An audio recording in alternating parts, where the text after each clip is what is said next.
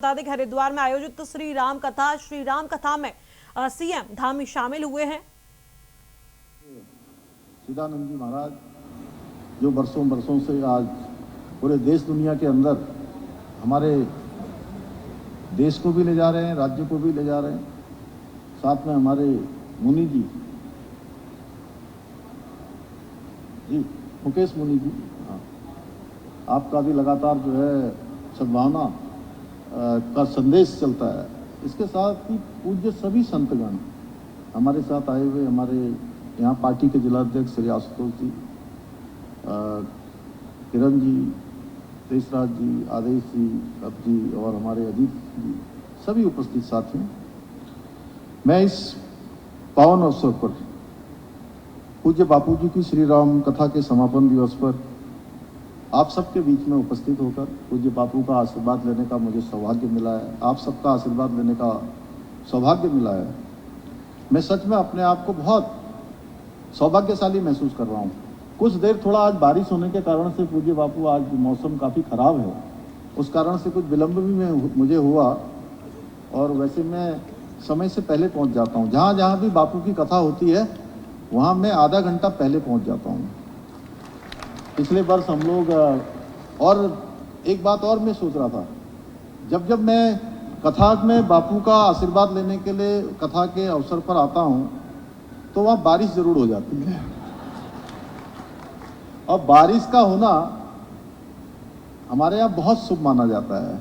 ऐसा माना जाता है कि फल की प्राप्ति हो रही है, जिसके कारण से ये कथा की जा रही है। जिन लोगों ने कथा का आयोजन किया है, जिन्होंने श्रवण किया है, भगवान उनकी सारी मनोकामनाएं पूर्ण करेंगे, मैं भगवान से प्रार्थना करता हूं।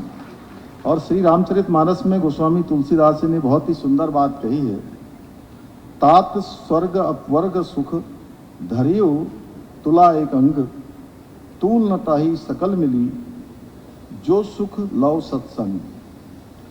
यानी स्वर्ग और मोक्ष के सारे सुखों को यदि एक तराजू पर रख दिया जाए, एक पलड़े में रख दिया जाए, तो भी उस सुख के बराबर नहीं हो सकता है जो क्षण भर के सत्संग से मिलता है। और हरिद्वार में इस पावन धरा में हमें वही परम सुख, वही आनंद प्राप्त हो रहा था। मैं शिव महापुराण में पढ़ रहा था। वैसे तो बापू की कथा आप लोगों ने सुन ली है, कुछ कहने के लिए बचता नहीं है। 9 दिनों में सब कुछ बापू ने पूरा, जितना गागर है, जितना सागर है, उसको गागर में भर के आपके सामने रख दिया होगा। लेकिन उसके बाद भी जो ऐसे हमारे तीर्थ स्थान होते हैं, हमारे जो गंगा जैसी जो सप्त हमारी नदियां हैं, उनके स्थानों पर इस कथा का अपने आप में बहुत बड़ा महत्व होता है। इन सब स्थानों पर पुण्य का भी बहुत महत्व होता है, पूजा ध्यान इत्यादि का अपना बहुत महत्व होता है। तो आप सब सच में परम सौभाग्यशाली हैं कि माँ गंगा के इस स्थान पर आपको बापू की कथा का सुनने का अवसर मिला। मैं इसलिए बापू जी का हृदय की गहराइयों से आभार व्यक्त करता हूँ। और उत्तराखंड की इस पवित्र भूमि पर आगमन हमारे लिए साक्षात ईश्वर की कृपा का प्रतीक है। ईश्वर की कृपा के बिना ये संभव नहीं हो पाता है। और मैं पूज्य बापू के विषय में जितना कहूँ उतना कम है। वो वैसे ही है जैसे कि सूर्य को दीपक दिखाना।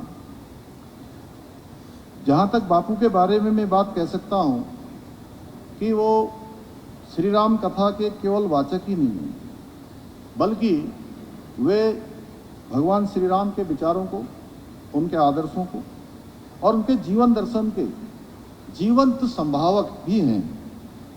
और अनेक देशों में, विश्व के अनेक देशों में करोड़ों लोगों को भारतीय संस्कृति, भारतीय सनातन दर्शन, अध्यात्म के गूढ़ सिद्धांतों को उन्होंने बहुत सरलता से परिचित करवाने का काम किया है। बापू जी की कथा में मात्र शब्द नहीं होते हैं, बल्कि संवेदनाएं होती हैं। मैंने सबसे पहले उनकी कथा टेलीविज़न पर सुनी थी, लेकिन उसके बाद साक्षात मुझे डोल आश्रम में, अब आप सबको मैं एक स्थान और बताना चाहता हूँ। बापू 5 मिनट बोल सकता हूँ ना? तो डोल आश्रम जहाँ पर पूरे विश्व का अल्मोड़ा जनपद का एक स्थान है जो पूज्य हमारे सिद्ध बाबा कल्याण दास जी के द्वारा उसकी स्थापना की गई है। वहाँ पर दुनिया के सबसे बड़े श्री यंत्रों में से एक यंत्र वहाँ पर स्थापित है और आप सबको जाना चाहिए, वहाँ देखना चाहिए। मैं आप सबको आमंत्रित करता हूँ कि आप उस स्थान का जरूर एक बार दर्शन पूजन करें और पुण्य के भागी बने। तो वहाँ पर मैंने बापू की कथा सुनी सबसे पहले और तब से ऐसा तारतम्य जुड़ा कि बापू जब जब उत्तराखंड आते हैं, पता नहीं मैं 4 दिनों से 6 दिनों से पहले दिन से सोच रहा था, आयोजकगण मेरे पास आए थे, मुझे दूरभाष पर भी उन्होंने संपर्क किया, तो मैं ये सोच रहा था कि इस बार पता नहीं लग रहा है बापू की कथा के अवसर पर मैं सम्मिलित नहीं हो पाऊंगा। लेकिन आप देखिए बापू की भी कृपा और भगवान का भी आशीर्वाद कि कथा के समापन अवसर पर यहाँ पर आ गया। तो जो भी एक बार बापू के इस कार्य से जुड़ जाएगा, ये राम कार्य से जुड़ जाएगा, वो जीवन भर जुड़ा रहेगा, जीवन भर इसको बढ़ाता रहेगा।